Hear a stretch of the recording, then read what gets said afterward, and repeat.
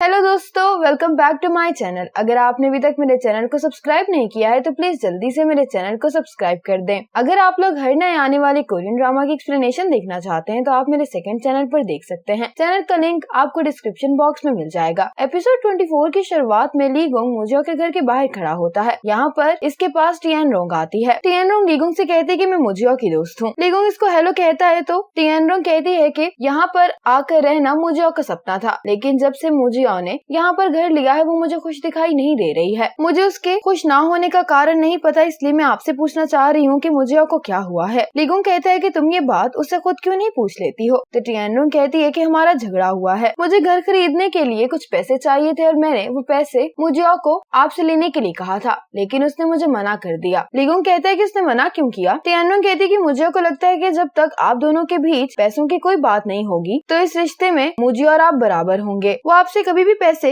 नहीं लेगी, यहाँ तक कि उसको आपसे ब्रेकअप क्यों ना करना पड़ जाए। ली गोंग कहता है कि मैं मुजियो को अपना सब कुछ देना चाहता हूँ, लेकिन मैं ये बात भूल गया था कि मुजियो को सबसे ज्यादा बराबरी की जरूरत है। टियान रोंग जाने से पहले ली गोंग से कहती है कि मुजियो मेरी बेस्ट फ्रेंड है, इसलिए मैं चाहती हूँ कि आप उसको हमेशा खुश रखें। साथ ही मुजियो भी यहाँ पर आ जाती है, लेकिन ये बहुत ही जल्दी में लग रही होती है। ली गोंग इससे पूछता है कि क्या हुआ है, तो मुजियो उसको बताती है कि मिस्टर वांग ने घर पर जाकर अपनी बीवी से झगड़ा किया है और मिस वू को मिस्टर वांग ने मारा भी है। ली गोंग और मुझे जल्दी से मिस वू के घर पर पहुंचते हैं तो वांग मिस वू को मार रहा होता है। ली गोंग इसको साइड में करता और इससे पूछता है कि ये तुम क्या कर रहे हो। मुजियो मिस वू को संभाल रही होती है क्योंकि मिस वू की हालत बहुत खराब होती है। ली गोंग वांग से कहता है कि हमने तुम्हारी कंपनी में इसलिए इन्वेस्टमेंट नहीं की है क्योंकि तुमने जो हमें मुनाफे का वादा किया था वो हमें नहीं मिला है, और दूसरा कारण ये है कि तुम्हारी मॉरल वैल्यूज बहुत ही गिरी हुई हैं और उसका सबूत आज सामने है। ये तुम्हारी एक्स वाइफ है, तुम्हारे बेटे की माँ है और तुम सिर्फ अपने फायदे के लिए इसको मार रहे हो। इस तरह के आदमी पर मैं कभी भी भरोसा नहीं कर सकता हूँ। वांग कहने लगता है कि मेरी गलती है, मैं जज्बाती हो गया था, लेकिन मैं और वो अभी भी एक दूसरे से प्यार करते हैं। ये मिस वू के पास जा रहा होता है, लेकिन ली गोंग इसको रोक देता है और कहने लगती है कि तुम मुझसे प्यार नहीं करते हो।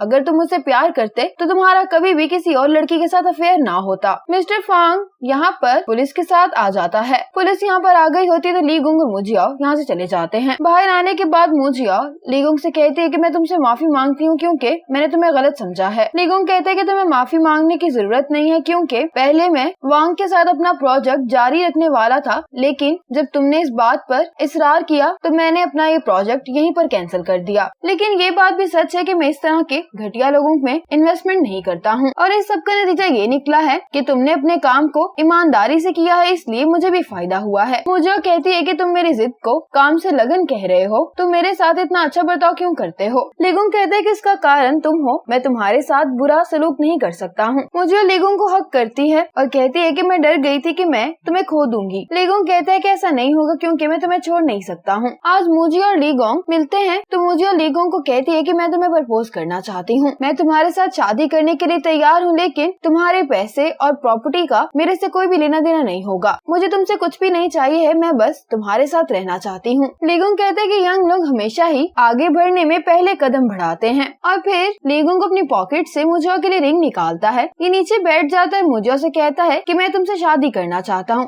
क्या तुम मुझसे शादी करोगी। मुजियो को ये देखकर बहुत खुशी होती है और फिर ये अपना हाथ आगे बढ़ाती है। ली गोंग मुजियो को रिंग पहनाता है। ये दोनों इस मौके पर बहुत खुश होते हैं क्योंकि ये अपनी एक नई जिंदगी शुरू करने वाले हैं। मुझे रात में ली गोंग को गेम सेंटर लेकर आती है। ली गोंग कहता है कि ये जगह तो पहले सुपरमार्केट थी जहाँ तक मुझे याद है। मुझे कहती कि तुम्हें कैसे पता, तो ली गोंग कहता है कि मैं इस बिल्डिंग का शेयर होल्डर हूँ। मुझे कहते कि तुम शो ऑफ कर रहे हो। ली गोंग हंसते हुए कहते कि तुम मुझे यहाँ पर लेकर आई हो। ली गोंग मुझे से कह रहा होता है कि तुम अंदर जाकर गेम्स खेल लो, मैं तुम्हारे यहीं पर इंतजार करूंगा, लेकिन मुझे कहती है कि मैं तुम्हें यहाँ पर लेकर आई हूँ और आज तुम्हें मेरी हर बात माननी होगी। और फिर ये दोनों मिलकर यहाँ पर बहुत सारी गेम्स खेलते हैं। आज हम ली गोंग और मुजियो जा रहे होते हैं तो ली गोंग मुजियो से कहता है कि तुम बहुत स्मार्ट हो, इसलिए मैं चाहता हूँ कि तुम अपने ऑफिस से रिजाइन देकर मेरी कंपनी में काम करने के लिए आ जाओ। मुजियो कहती है कि मैं ऐसा कभी नहीं करूंगी, मैं तुमसे प्यार करती हूँ, इसीलिए मैं यहाँ पर रहकर तुम्हारे साथ काम करना चाहती हूँ। ली गोंग कहता है कि फिक्र नहीं करो, कुछ भी हो जाए मैं तुमसे कभी भी ऐसा करने के लिए नहीं कहूँगा। मुझे इस बात पर मुस्कुरा देती है तो ली गोंग मुजियो से पूछता है कि हम जो एग्रीमेंट करने वाले हैं उसमें तुम्हें क्या चाहिए। मैं तो तुम्हें घर देना चाहता हूँ। मुजियो कहती है कि मैंने तुम्हें पहले भी बताया कि मुझे कुछ नहीं चाहिए। लीगोंग कहते हैं कि ठीक है और अब हमें अपने नेक्स्ट प्रोजेक्ट पर ध्यान देना चाहिए। मुझे कहती है मैं डॉन ग्रुप के साथ ग्रो करूंगी और फिर मैं खुद अपना घर खरीदूंगी। आज जब वेनबिंग अपने काम पर होता है तो इसका बॉस इसके पास आता और कहता है कि तुमने आज एक कस्टमर को डरा कर भगा दिया है। वेनबिंग कहते हैं कि मैंने उसे डरा कर नहीं भगाया है, वो यहाँ पर कंप्यूटर खरीदने आया था और मैं उसको उसकी रिक्वायरमेंट्स के मुताबिक बता रहा था कि तुम्हें कौन सा कंप्यूटर खरीदना चाहिए। तो इसका बॉस कहता है कि फिर मुझे नहीं लगता कि हम तुम्हारे साथ काम कर सकते हैं। वेनबिंग कहते हैं कि ठीक है, मैं भी आपकी जॉब छोड़कर जा रहा हूँ। आज मिस वू मुझे और लिंचो से मिलने के लिए आई होती है क्योंकि इसका अपने एक्स हस्बैंड से सारा मामला क्लियर हो गया है। ये मुजियो को थैंक्स कर रही होती है कि तुम्हारी मदद के बगैर मैं ये सब ना कर पाती। मुजियो कहती है कि आपको आपकी नई जिंदगी मुबारक हो। मिस वू लिंचो से कहती है कि आप डाओ और मुजियो को मेरे घर लेकर आना, मुझे बहुत अच्छा लगेगा। लिंचो और मुजियो इस पर हाँ कह देते हैं। तो मिस वू जाते हुए कहती है कि मुझे तुम दोनों की याद आएगी, लेकिन फिक्र नहीं करो, मैं तुम लोगों को दोबारा तंग नहीं करूंगी। ये कहकर मिस वू यहाँ से चली जाती हैं। लीगोंग की आज अपने बोर्ड के मेंबर्स के साथ मीटिंग होती है, जो लीगोंग को कह रहे होते हैं कि अगर हमने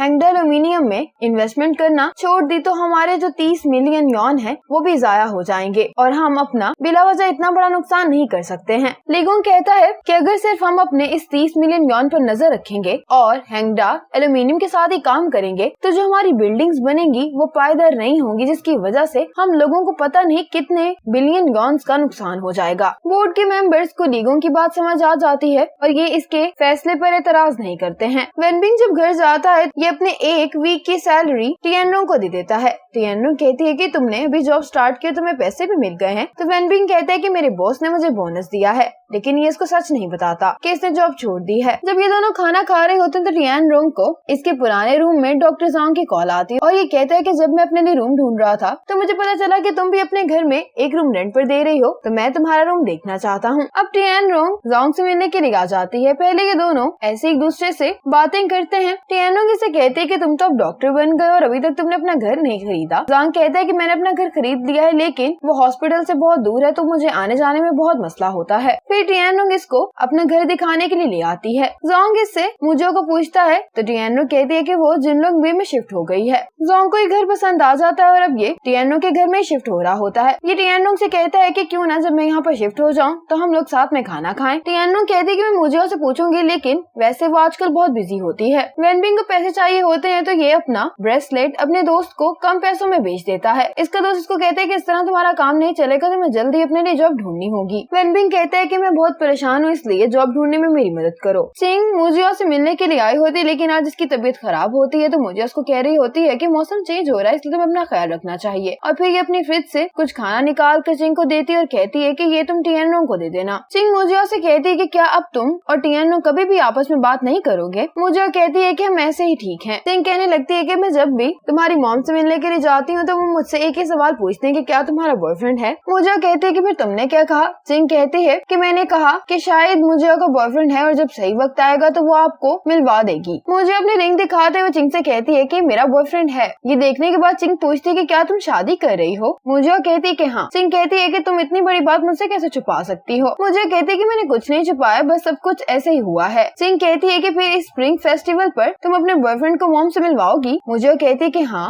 फिर ये दोनों सूप पीने के लिए बैठ जाती हैं तो चिंग कहती है कि नेक्स्ट वीकेंड मैं और गाओ चंग तुम्हारे साथ डिनर करना चाहते हैं, क्या मिस्टर ली के पास भी टाइम होगा? मुजियो कहती है कि मुझे लीगोंग से ये बात खुद पूछनी पड़ेगी। सुबह जैसे ही टिएनरोंग उठती है तो दरवाजे पर दस्तक होती है। टिएनरोंग देखने जाती है तो इसकी मॉम आई होती है। टिएनरोंग जल्दी से भागकर वेनबिंग को उठाती है और कहती है कि मेरी मॉम यहाँ पर आ गई है। वेनबिंग कहते हैं कि तो क्या हुआ, तुम इतना शोर क्यों कर रहे हो इस बात पर? टिएनरोंग कहती है कि क्या तुम भूल गए हो, मेरी मॉम को इस बात का नहीं पता कि मैंने तुमने शादी कर ली है। और ये सुनते ही वेनबिंग भी छुपने के लिए उठ पड़ता है। वेनबिंग को जब कोई जगह नहीं मिलती तो इसे ज़ोंग के कमरे में आना पड़ता है छुपने के लिए। और टिएनरोंग की मॉम तो बार बार दरवाजे पर दस्तक दे रही होती है कि तुम क्या कर रही हो, अभी तक दरवाजा क्यों नहीं खोल रही हो। इसी मोमेंट पर एपिसोड 24 खत्म हो जाती है।